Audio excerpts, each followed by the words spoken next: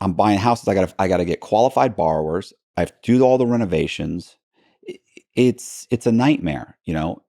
And if I, you know, looking back, it's like, okay, well, then you got to bite the bullet. It's just what you have to do. I didn't want to do that.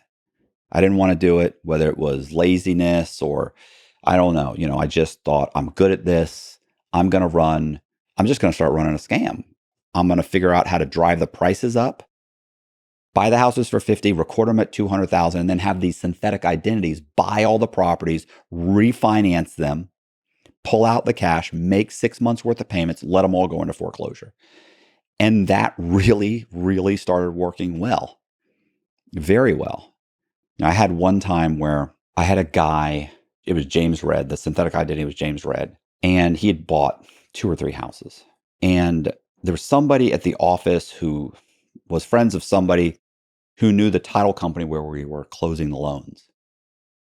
And he called her name was Mary, and said, Mary, this guy James Red, like Cox is doing something shady.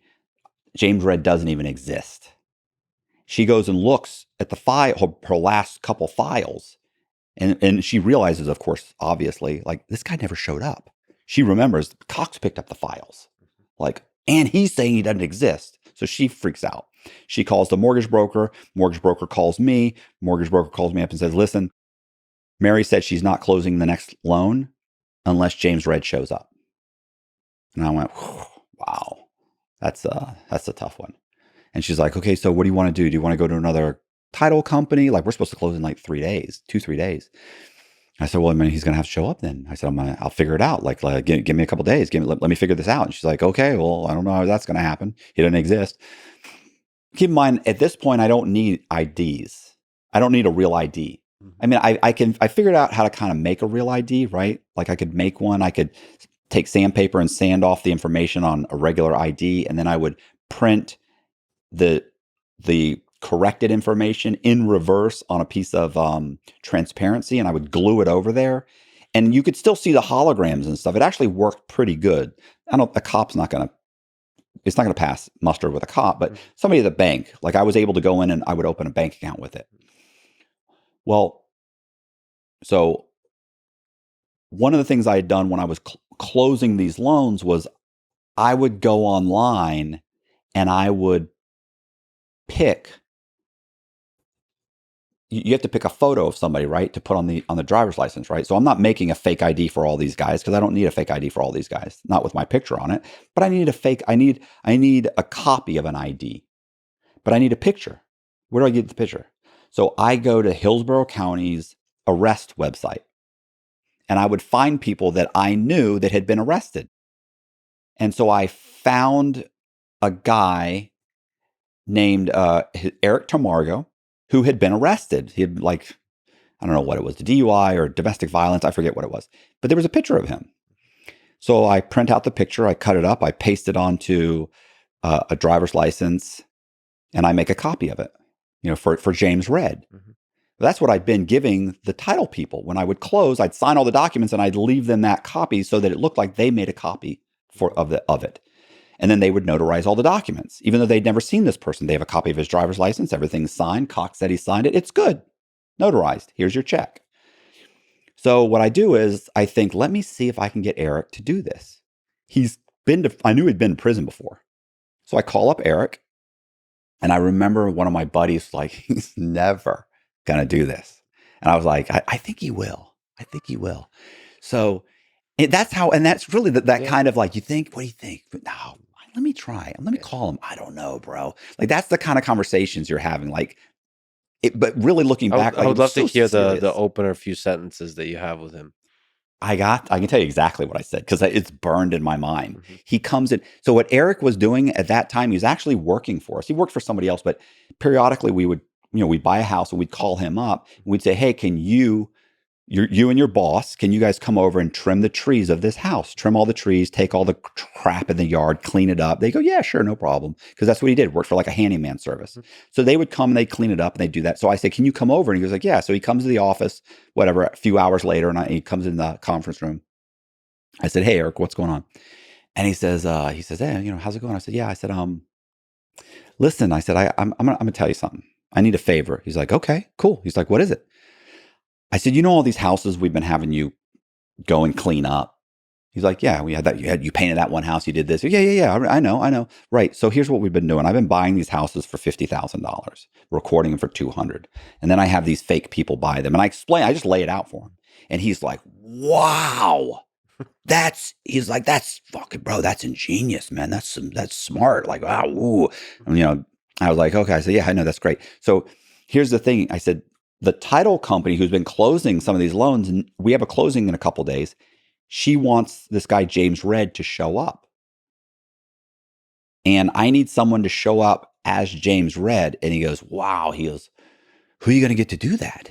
And I was just thinking, it's just like, you're not understanding. I'm not confiding in you because I need a friend, So, and I looked at it, I said, well, I was thinking you might do it. He was like, oh, that's a big favor. Mm-hmm. I said, it is a big favor. I could be in a lot of trouble. And I said, I know. And he goes, well, wait a minute. He goes, I can't go. He said, you have to give these people a driver's license. You said the driver's licenses, you were using mug shots. You said she's closed a couple of these. She's seen this guy's picture. And I go, she has seen his picture. I said, the thing is, for James Red, I pulled the mugshot offline of you when you were arrested a couple of years ago. And he jumps up and he goes, you motherfucker. And I go, oh, I said, Eric, I said, wait a minute. I said, hold on. I said, listen, I said, I only did that because I knew if it came down to this moment, you were the only person that I knew that could pull this off, that had the balls to walk in and do it. And he sat there and he went, yeah, you're right. You're right. And I mean, I couldn't believe he fell. Listen, this guy would beat the brakes off me. Yeah. He's like 5'10", 5'11". He's boxed. He's a big guy. Yeah. So, it's like I've weathered that part of the storm. And he sat there and he goes, right. And he goes, well, I'm not doing it for free. I'm not doing it for nothing. I said, no, bro, of course not. I mean, what he's like, you're making a lot of money. I said, well, keep in mind, a lot of that money goes back in the property. It's not like we're walking away with, I think I said like tens of thousands. We're really walking away with hundreds of thousands. It's not like we're walking away with a bunch of money here. We got to we got to buy more properties. We got to keep it going. We got to make the payments. No, I know, but still I could get in a lot of trouble. I said, I understand, bro. I go, well, what do you want? And I remember thinking, if he asked for more than like 10 or 15,000, like I'll do it myself. We'll just change title companies and we'll go and I'll do it myself. And he sat there and he went, I want $500. And I went, $500? Listen, I almost started laughing. I mean, I was like, I put my hand over my, I was like, $500? Yeah. It's going to take you 30 minutes. Yeah. And he's like, I don't care, bro. I get in a lot of trouble. I was like, oh, well, yeah, I'm not paying you now. You got to sign first. And he's like, oh, I'll sign. I know you're good for it. Bro, for $500, I made a fake ID for him. He goes in to the place. He signs James Red. Mm-hmm. Comes out. What was even funny? What was funny about that was when we walked into the title company, we're sitting in the lobby, and Mary comes walking out. She looks at me and she goes, Mr. Cox, I don't know why you're here. She goes, I told Kelly, that was the broker. She goes, I told the broker that I'm not closing the loan unless James Red shows up. And Eric stands up on cue and he goes, I'm James Red. And she was like, and she goes, hold on a second. She runs in the back, comes back with a file, opens it up. She looks at the picture and she's like, "Oh, I'm so sorry. Give me 5 minutes. I've got the file." Prints up the docs. He goes in, signs, and when we're there, she's passing out the checks. 5,000 here, 25,000 here, 35,000 here, 7,000 here, 6,000 here. So he sees all these checks, and I'm like, "Oh, I got that.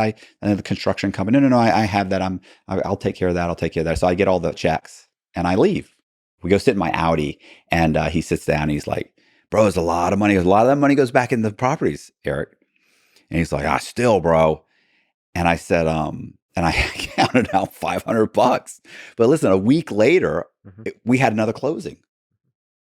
So he comes in, I said, hey, bro. He's, hey, what's going on? And I said, I need you to do the James Red thing. He goes, yeah, I've been thinking about that. I did that way too cheap. I said, I get it, man. Well, how much do you want? What do you want?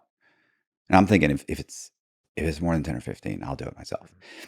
And he sits there and he goes, I want $1,000. I go, $1,000? Like, I'm like, oh my God. So I gave him $1,000 and he did another one.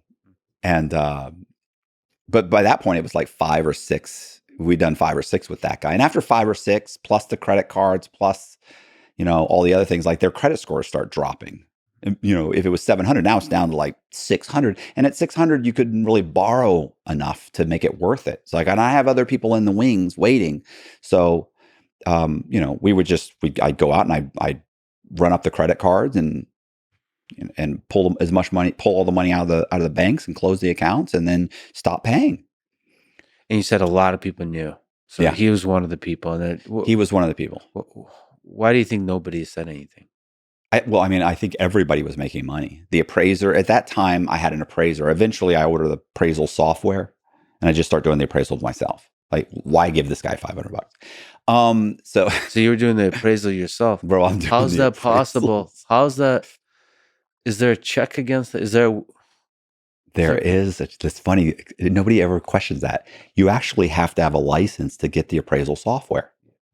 So I get an appraisers that we're working with. I get her license, and I create an email address as her.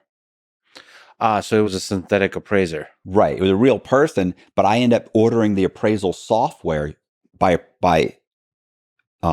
emailing. It was called Alamo appraisal software. So I end up emailing them as her, and they go, well, we can't sell you the software unless we need a copy of your license. Boom, here's your license. So I send them the license, and then we paid for it with a credit card. You could go get like a Green Dot card. You go put $500 on it or $1,000. The software was like $1,500 or something. So you pick them, like back then, it was a long time ago. So $1,500, they mail it to us, and now I've got the software. So now I can do the appraisals myself. What stops you from appraising it not for 200,000 but even more? There's no comparable sales. So no matter what you sent to the bank, they're going to look at it.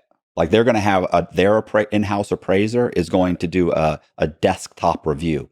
He's going to go online. He's going to check to make sure all of the comparable sales are sold for what you said they sold for, are the same square footage, were built, what the pictures look like, how far they are. He's going to double check everything.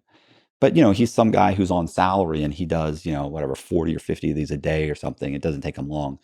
And so it's cheaper that way, where we pay for the appraisals, the whole thing. Got it. So everybody's getting paid. Right.